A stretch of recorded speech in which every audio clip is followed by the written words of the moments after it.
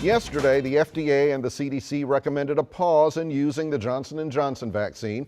This was due to 6 women developing blood clots after receiving the vaccine, with 1 woman from Virginia dying. For now, these appear to be very rare occurrences. Less than 1 in 1 million to receive the single-shot vaccine have developed blood clots. Of course, it is concerning to see severe side effects potentially linked to the vaccine and that 1 person has died.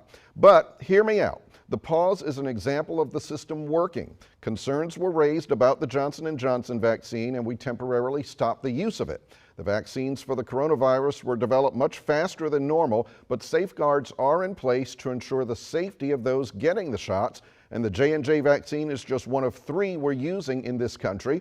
Both the Moderna and Pfizer vaccines appear to be very safe. We all have to make the decision to get vaccinated for ourselves. Millions have gotten the shots and are doing just fine. Don't let this latest development stop you from getting the vaccine when there are other options.